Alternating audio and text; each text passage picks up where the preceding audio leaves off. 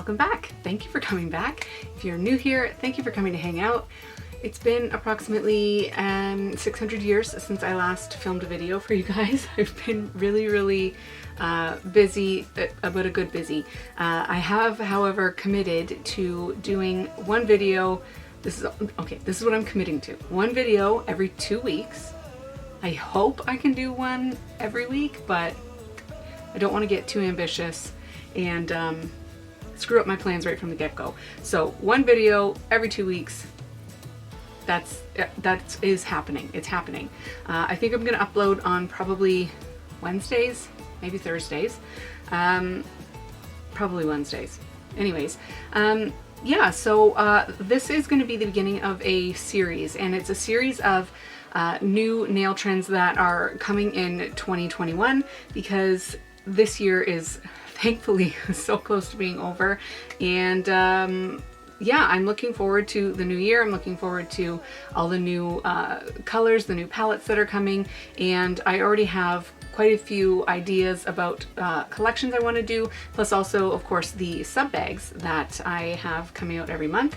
I've been getting a lot of inspiration from looking forward to what is to come, and I think we're all ready to say goodbye to this year. So yeah, I thought it would be cool to do a series at the beginning of 2021 to show just, yeah, a few new nail trends that are coming out and things that I've been seeing all over the place. And so tonight's video is going to be sort of a color blocking tutorial, but at the same time it's going to be a little bit of a different version. I'm going to pop up on the screen the trend that I'm talking about. I'm going to scour the internet and try to find a few pictures for you. And it is color blocking, but it's like a half and half nail. It's not, you know, like intricate designs like chevrons and all that kind of stuff. It is just straight half nail one color, half of it the other color. And you can do it in the same way that you would do a typical color block, but there's also a simpler way, and I'm going to show you the two different ways to do it. I'm going to take these off.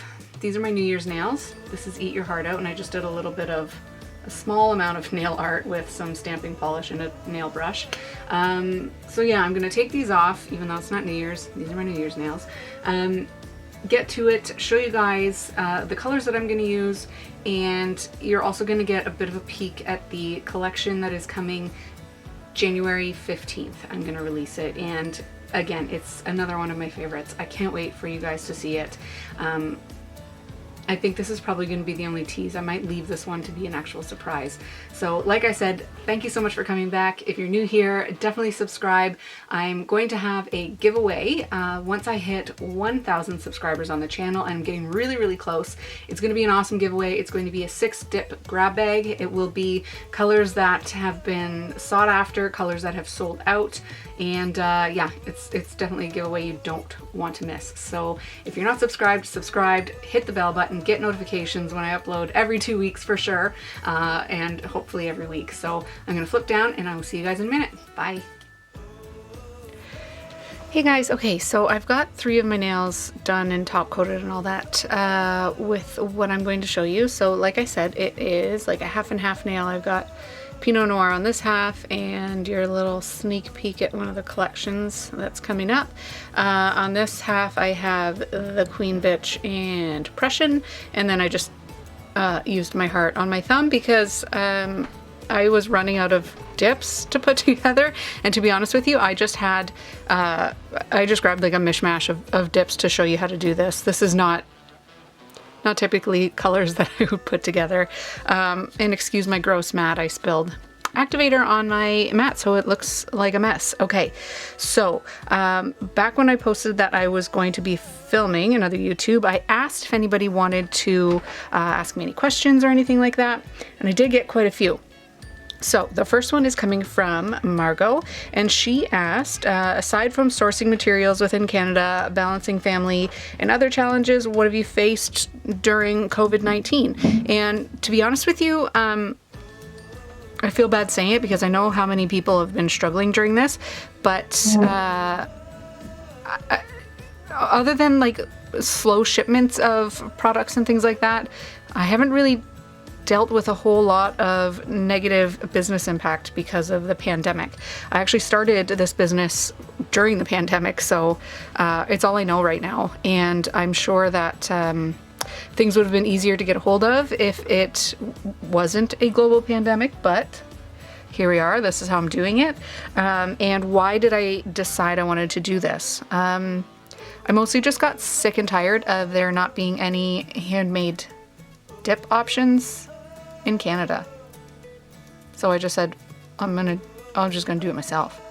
So I did, and here we are.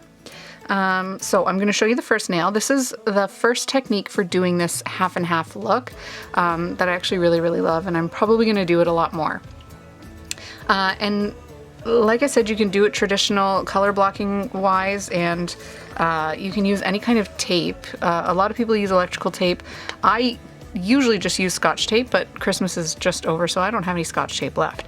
So I'm gonna just be using this like iridescent striping tape that I can't get to stick down on my nail and stay, so I use it for color blocking purposes now. But the first way I'm gonna show you is just kind of freehanding it, and I'm gonna show you a way to clean it up. Clean up your center line if you have to. So you just get some decent amount of base on your brush. Start at the cuticle, push towards, and do your very best. And like I said, it doesn't have to be perfect because we can clean it up. Very best to get a line down the middle. And I do my best to get around the cuticle as well, but this layer doesn't have to be perfect. And then I'm going to dip into this mid-tone gray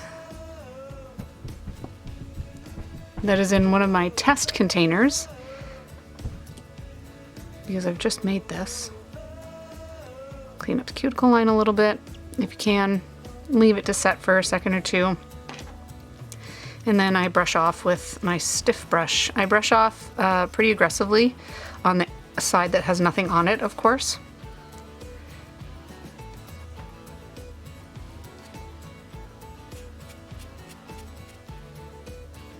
And then you're ready for the second coat.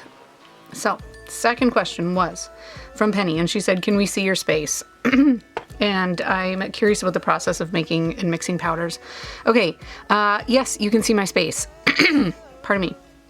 You're not gonna see it this week because holidays, sub bags, Boxing Day sale, it is in a complete shambles, and it's rather embarrassing right now. So next video that I film, I'll take you guys on a little, I mean, it is like the smallest tour of life because it's an office. It's just one small office, but I will show you the different stations I have set up for what I do.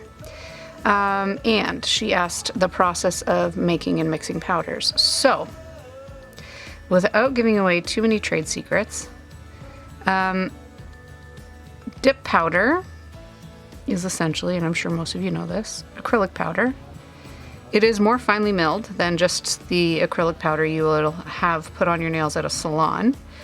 And then the colors and glitters and stuff, it comes from pigment. I mean, typically it's a cosmetic pigment. There are some art pigments that are safe for cosmetic use as well.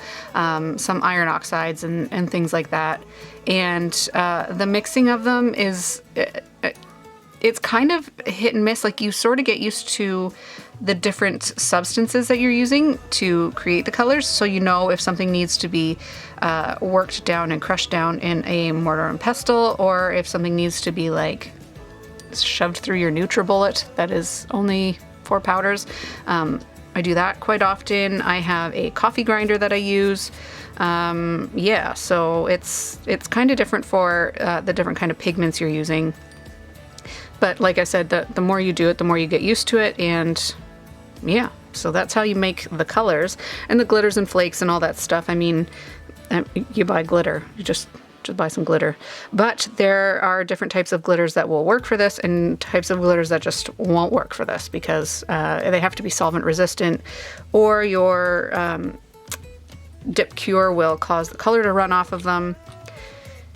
Yeah, it's a process. Anyways, so I have a second layer on this, and it's not completely down the middle, and it's not perfectly straight, but like I said, I'll show you how to fix that. And this kind of works for any sort of color blocking. It's just the more complicated you get, the harder it is to do it this way. I'm gonna do a third dip on this one. I typically wouldn't do a third of this color because it's got really, really good color payoff. But I want this ledge here to be thicker so I can show you guys exactly how to do this.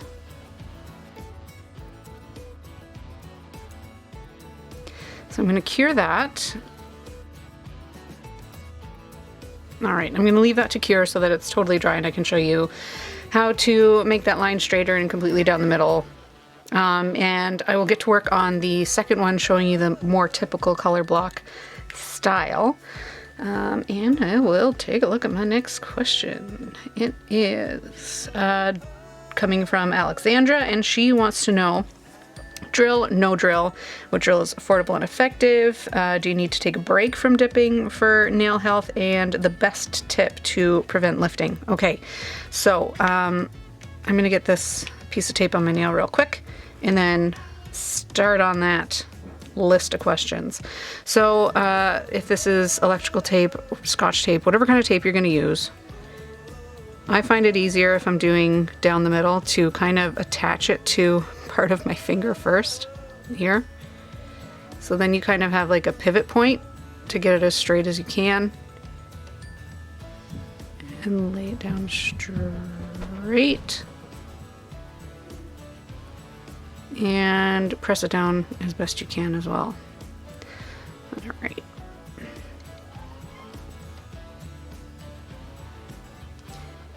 And for this technique, I like to do pour over. There. It's good and stuck. I'm gonna do pour over. What color should I use? Yeah, I'm gonna use this. This is I'm Calling Your Mother from the Clueless collection in the summertime. So it's not available anymore, but it is a glow color. It's really bright and I love it, and it was super handy for me to grab, so that's why I'm using it. All right, so drill or no drill? I think it really depends. I think it depends on what kind of dipper you are. Like if you are the type who is dipping your own nails simply to avoid going to the salon, you don't really, like, you're not super into the art, you're not constantly changing your mani, I really don't think that a nail drill is required. I just think there's many better things you can spend your money on, nail related, if you're not constantly changing your nails and doing art and doing fills and things like that. But if you are doing fills often, if you are leaving a clear base down, if you are trying to find easier ways to remove because peel base doesn't work for you or whatever the case is, yes, I think a drill really, really saves a lot of frustration. So get one. I did buy a few of the cheapies off of Wish and all that stuff before I finally committed and spent a little bit of money. And when I say a little bit, I do mean a little bit. I think I spent maybe $70 on this drill, and it has been a lifesaver in so many ways. And it is the Scarlet Drill by Melody Susie. I don't use any of the drill bits that came with it because I find them pretty useless. I do use the mandrel bit a little bit, but that's really just for prepping my natural nail. I mostly use, what do I use? I use a coarse bit like this, a coarse carbide bit for removal occasionally, and for carving things out if I'm doing that kind of nail art. And yeah, I also use a diamond ball bit. It's my favorite one. I use it for going around my cuticles when I'm doing fills and all that kind of stuff. It's awesome. I have no idea where I've set it, or I'd show it to you, but it's just a drill bit with a tiny little ball on the end. Okay, so I'm gonna brush this off, do a second coat. And what was the next question in that list of questions? She asked, do you need to take a break from dipping for nail health? Absolutely not. Your fingernails are dead. They don't breathe. They are keratin. So no, you don't have to leave anything off of them for them to stay healthy. The most important tip for keeping your nails healthy is to not over buff, and do not, under any circumstances, pull your fingernails off. Don't pull your dip off. Don't do that, because that takes layers and layers and layers of your fingernail, excuse me, with it. And that is when people say, oh my god, my nails are so thin, or they're so flexible now. It's typically because they're picking their dip off. They're filing too much of their natural nail when prepping, or, and this is a big thing that I think a lot of people are thinking, oh, my nails are paper thin and they're just, you know, they're trashed now after soak off. It's acetone. Acetone really is not good for your nails. It's not good for anything, quite honestly, except for getting acrylic off. But as soon as you soak your nails off, you've been soaking them in a chemical for probably 15-20 minutes. So as soon as that dip comes off and you're washing your hands to get the acetone off, your nails feel like paper. And they need to be rehydrated, because acetone pulls every little bit of hydration out of your natural nail. And yeah, it's really not good for it. So when you're done removing, if you're not putting dip right back on, and I kind of suggest you always do because it protects your length, you have to rehydrate your nail for it to feel like a fingernail again. So do that. Put a lot of cuticle oil on, a lot of hand cream, and just let it sit for an hour, 2 hours, and you'll feel the strength start to come back into your nails. Soaking in acetone, it's a massive solvent. It's not good for your nails. That is where a lot of people are thinking, my nails are trashed. They're not overly healthy for having sat in acetone, but they will get their strength back once they're rehydrated. Yeah, and I think that's probably it for covering the nail health. Dipping is not bad for your nails. It's practices that people do to themselves that are bad for your nails. And the best tip to prevent lifting, I think probably, you know, dehydrators and prep and stuff are really great if you've gone through all the other motions and it's not helping you. I think a dry prep is really important because, like I said, if your nail is absorbing moisture, and they do absorb moisture even though they are dead, once that moisture is gone, the nail then does shrink, the dip will lift away, and you have lifting. Okay, so I'm going to show you guys this real quick. So dry prep, meaning don't wash your hands, don't put cuticle oil on for a couple hours before, and yeah, just like no oils, no cuticle removers, nothing. Just use a file to buff away the cuticle, buff your natural nail a little bit, dust off, don't even wash them off, and then go in with your base right away. Dry prep, very important. Don't have your nails in water for a few hours before you're gonna dip. Okay, so here we are. I've got both of these nails with their half and half. You can't tell a whole heck of a lot of difference. So if you're comfortable doing it freehand, I suggest doing it that way. It's less steps, it's easier. So I'm gonna show you how to do the second side of a half and half nail. So for this one, I'm gonna take my nail file and I'm gonna buff it up against the ledge that this color has created and just kind of straighten it out. And that's all there is to it. That's it. Like that's a pretty straight line considering. And then this one, I mean, you could kind of do the same thing if you have a little piece that's left over, but there's not really anything to buff when you use a piece of tape, so that makes it a little bit quicker. So I'm going to speed through doing the exact same thing that I did for the first color on these nails. I'm going to tape over the edge of this one. I'm going to freehand this one, and I'll speed through that and come back when I've got it all done before I do top coat.